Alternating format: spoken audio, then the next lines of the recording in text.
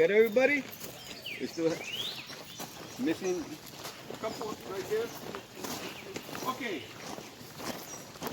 We get to walk out here and we could identify some of these beautiful trees that sometimes help us kind of protect ourselves from the heat, no? And you get to know we have what is considered one of the secret trees for the Mayas.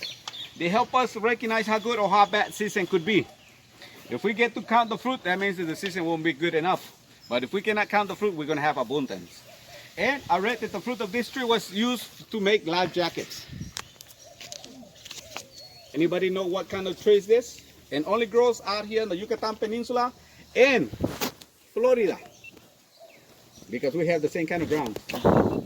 As you get to know, in Florida, sometimes houses, cars are sinking or disappearing, no? Because of that kind of ground, because we have a lot of caverns. When water runs down on the ground, we forming caverns or caves, and if that bedrock is not thick enough, collapse and houses or cars disappear because it's limestone. And actually, there's other trees that grows on this kind of land. They help us recognize where we could find water. And this is what is considered the kapok tree. And the branches for the Maya symbolizing heaven. And if we put this like a pyramid, help us recognize that it's like facing two upside down pyramid and help us recognize the 13 heaven for the Mayas and the 9 evil for the Mayas. But the central part, it's what is symbolizing earth. We have heaven, earth, and evil. That this is what help us recognize how good will be the farming on the corn, how good is going to be the farming on the beans or pumpkins. That in ancient time, those was part of our diets that we have on the area. Now we have vegetables, and you get to see now with irrigation system, we have corn, squash, beans, pepper all over the area. And some of these redwood that we get to know, it's to help. What actually we get to know, it's almost like we have on top of the roofing systems to collect rainwater. That's what we actually have right here. And they have found a lot of them on the area. And why? Because we had a great amount of people living out here at this place. Imagine a 27 square miles. How many people once lived out here? Thousands and thousands of kids on the area. But we actually know that a great amount of people were on the low class or the middle class, not on the road.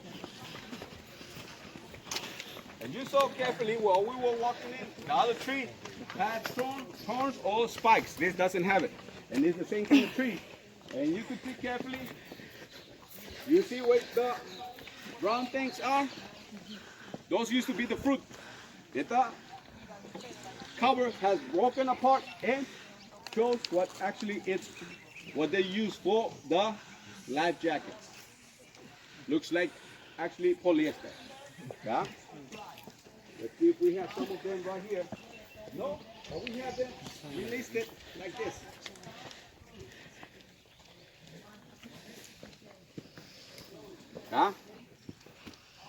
Great amount of this. They process this to World War II, make life jackets. For you to have an idea, an example. You can feel it. Find it. For you to have an idea of the kapok tree fruit. Sometimes when it's green, a lot of people confuse this thinking that it's like avocado. Because it shows like a shape of avocado, but it's not avocado. The meat that you actually have is this. It's more fiber, for you to have an idea.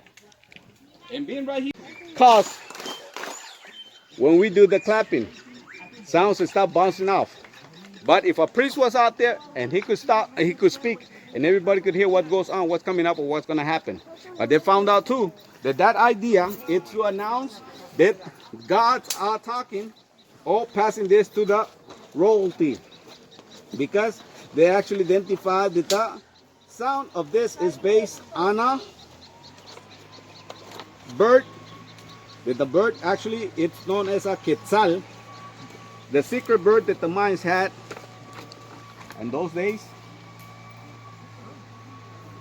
That the beautiful long feathered tail is what they use for headdresses. That as we get to see the beautiful headdresses, it's what identifies the rank of the height of the royalty class in the Mayas, because we actually even see the remains of one of them with this view. And can anybody recognize what kind of stone this gentleman is wearing? Jade. Jade. And do you know where jade come from? Africa. China. And how this got here? Carnival cruise lines? Well, actually, in ancient time, experts believed that we had a lot of trading, a lot of communication through trading, and thanks to the murals, thanks to the paintings, help us bring back a lot of answers. It wasn't from this artwork, we might not have the answers of the trading that the Mayans had on the area. And the problem happened after 1000 AD, when we had the invading of another culture, the Toltecs, and more problems after 1492. Columbus. Huh? When the Spanish arrived, thinking that inside these big structures the treasure was hidden. And what happened to Izamal, what happened to Merida, what happened to Valladolid? They wiped everything, all the cities, thinking that inside those big monuments or big structures the treasure was hidden. But when they get to the bottom, nothing, because it's all what is that bedrock that we have on the area.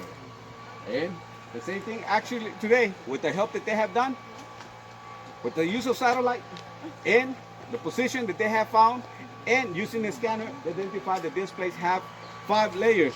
That's why the workout that you see out there is not to identify that people were in it. They had to break this in and identify the different layers that Mayans built up on the area.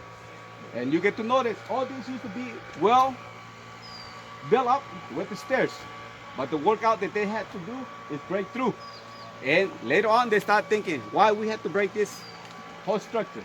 What was the easy thing to do? Drill and put cameras in, identify the layers, because it's not hollow. They have layers that identify the position, all the different structures built up right here on the area. And that's what helped us recognize some of the artwork that they have done out here on the area. If you don't mind, please. This part is a hard meat. And sometimes people say, yes, no, it's like a little nut. But we have to break it to get that softness like the almond. And we get to know that tree is one of the strongest wood that Mayas had out here for the lentils. Yeah? And if we get to have and hold the paper, the leaves, it's like sandpaper. But in the villages, a lot of people use this to kind of wash dishes, like whatever.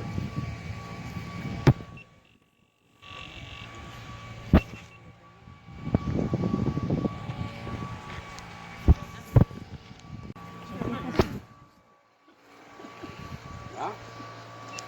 And chant, it's Asian, no? Did I ask Asian people about last name chant? They just gave me no answer. In the Mayan kingdom, we have 27 meaningful last name chant, but that's depending on the different tribes. That's depending on the different tribes that we have. Stand in front of that thing. Well, I think we get free time to roam.